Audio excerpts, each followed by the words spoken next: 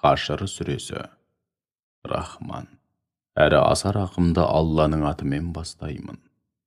Аспан әлемі мен жердегі жаратылыс біткеннің бәрі сен мінсізсің, кемшілік атаулыдан адасың деп Алланы ұлықтайды. Ол азиз, бәрінен үстем әрі ұлы, хаким, әр ісі мен әр үкімі көптеген хикметтерге негізделген теңдессіз даналық иесі. Ол сондай құдіреті күшті Алла, кітап иелерінен көпірлікте қасарысқандарды осы дүниеде жазалау һәм ислам орталығынан аластап, қуғын сүргінге ұшырату үшін бірін қалдырмай бір араға жинап, мықтап бекініп алған мекендерінен шығарды. Сендер оларды оңайлықпен шыға қоймас деп ойлаған едіңдер. Олар да бекінген қорғандары өздерін Алланың қаһарынан қорғайды деген ойда болды. Алайда Алла оларға күтпеген жерден келіп жүректеріне үрей салды. Олардың зәре-құты қашқаны соншалық тіпті үй-жайларын өз қолдарымен қирата бастады. Және мүміндердің қиратқанына да ләм-мим дей алмай құр қарады да тұрды. Уа ақыл иелері, бұдан ғибрат алыңдар. Егер Алла олардың талайына жаппай қуғын сүргінге ұшырауды жазбағанда, онда оларды бұл дүниеде қатты жеңіліске ұшыратып дүние мүліктерін олжа қылу сияқты одан да ауыр жазаға ұшыратар еді. Ал ахиретте олар үшін жаһаннам азабы бар. Өйткені олар Аллаға және елшісіне қарсы келді. Кім-кім Аллаға және елшісіне қарсы келетін болса, біліп қойыңдар, шүбәсіз Алланың жазасы тым қатты. Уа мүміндер, соғыс жағдайында мәжбүрлікпен жауға тиесілі қандай да бір құрма ағашын кескен болсаңдар да, яки кеспей-ақ өсіп тұрған күйінде қалдырсаңдар да, мұның бәрі Алланың рұқсатымен әрі тура жолдан тайған күнәһарларды жазалау үшін еді. Ал Алланың олардан соғыссыз-ақ алып, Расулына нәсіп еткен олжаға келсек, сендер сол олжа үшін ат та, түйе де терлеткен жоқсыңдар. Алайда Алла елшісіне қалағанын соғыссыз-ақ бағындырады. Алланың құдіреті барлық нәрсеге толық жетеді. Соғыссыз-ақ алынған елді мекендердің халқына тиесілі дүние мүліктен Алла елшісіне нәсіп еткен олжалары Аллаға, елшісіне, пайғамбардың туған туыстарына, жетімдерге, кедейлерге әрі еліне жете алмай жолда қалған ғаріптерге тән. Бұл аталмыш дүние мүлік араларындағы байлардың арасында ғана айналымда болатын дәулетке айналмау үшін берілген үкім. Сол олжадан пайғамбар сендерге не берсе соны алып, соған риза болыңдар. Сондай-ақ діни үкім ретінде пайғамбар өздеріңе не жеткізсе, соны шын көңілден қабыл алыңдар. Және не нәрседен тыйса содан тыйылыңдар. Аллаға шын көңілден тағзым етіңдер, әрі оған қарсы келуден сақтаныңдар. Шүбәсіз Алланың жазасы тым ауыр. Сондай-ақ бұл олжа Алла жолында атамекенінен қуылып бар дүниелерінен айрылған кедей мұхажирлерге тән. Олар Алланың шарапаты мен разылығын ғана қалайды. Және Алланың дініне әрі елшісіне жан тәндерімен қолдау көрсетеді. Иманда және дін жолындағы қызметте шынайы болған шыншылдар міне солар. Олардан бұрын Мәдинаны мекен етіп, иман құшағына оранғандарға келсек, олар өздеріне Алла жолында қоныс аударып келген мұхажирлерді шын жүректен жақсы көреді. Және оларға берілген олжаны немесе басқа да дүниені іштей қызғанбайды һәм қажетсінбейді. Тіпті өздері мұқтаж бола тұра, оларды өздерінен артық көреді. Әрине, ансарлардың да олжадан алатын өз үлесі бар. Кім-кім нәпсісінің сараңдығымен, ашкөздігінен сақтан алса, мәңгілік азаптан құтылып мақсат мұратына жеткен бақытты жандар міне солар. Сол мұхажирлер мен ансарлардан кейін келген, һәм солардың ізін қуған мүміндер болса, Аллаға: «Уа Раббымыз, бізді және бізден бұрын иман келтірген бауырларымызды кешіре көр. Жүрегімізде иман келтірген жандарға деген жек көрушілік, өшпенділік сынды жаман сезімнің оянуына жол бере көрме. Уа Раббымыз, Шүбәсіз сен өте мейірбансың. Әсіресе мүмін құлдарыңа сондай жанашыр һәм ерекше мейірімдісің деп дұға етеді. Екіжүзділік танытқандарды көрмейсің бе? Олар кітап иелерінен өздері сияқты күпірлік қылған бауырларына Алла атымен ант етейік. Егер сендер Мәдинадан қуылатын болсаңдар, онда біз де сендермен бірге кетеміз. Сендерге қарсы тұру, зиян келтіру мәселесінде әсте ешкімге бағынбаймыз.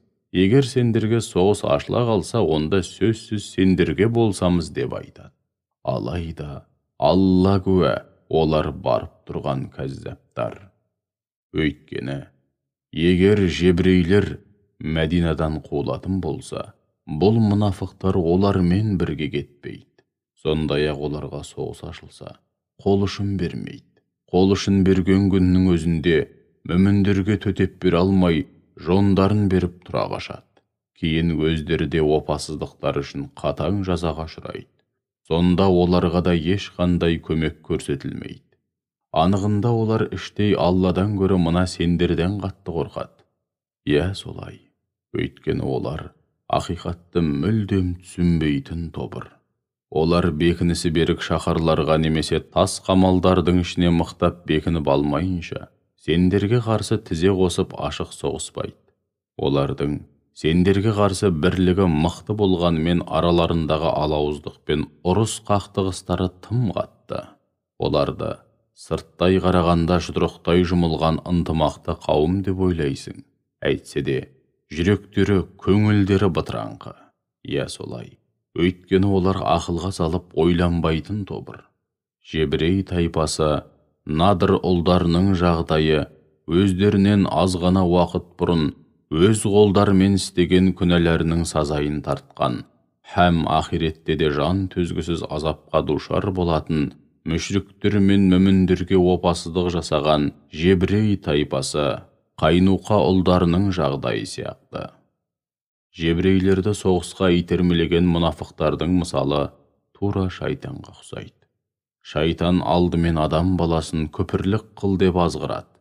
Ол шайтанның сөзіне еріп күпірлік қылғанда, шайтан оған: мен сенен аулақпын.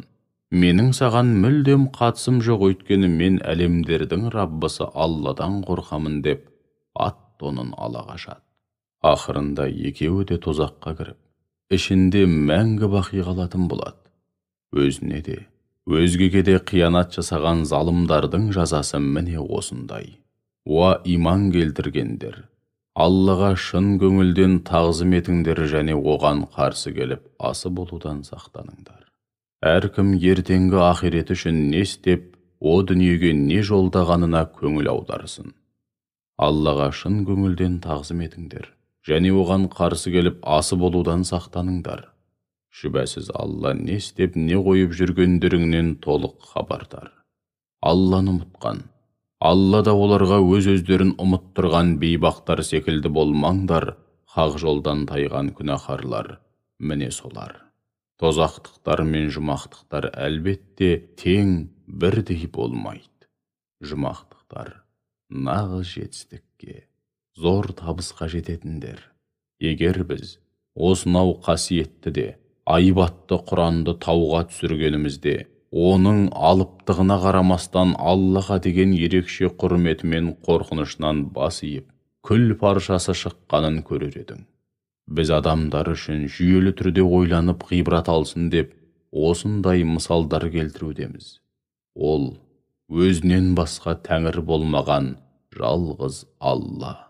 Ғайыпты да, жарияны да, яғни сезім мүшелерімен сезіп білу мүмкін болмаған тылсым әлемді де, сезілетін жария әлемді де толық білуші. Ол Рахман, күллі жаратылысқа рахымды, Рахим, әсіресе мүмін құлдарына ерекше мейірімді. Ол өзінен басқа тәңірі болмаған жалғыз Алла, Мәлик, шексіз билік иесі, Құддус, өзі қандай мінсіз әрі пәк болса, күллі ғаламды да әрдайым таза ұстаушы. Сәлем, есендік пен тыныштық кепілі. Мумин, күмән мен үрейден арылтып, жүректерге иман нұрын ұялатушы. Мұхаймин, күллі жаратылысты бақылауында ұстаушы һәм қорғаушы. Азиз, ұлылық пен үстемдік иесі, жәббар, күллі болмысты, өзіне бой сұндырушы, зұлымдықты жойып әділдікті орнатушы.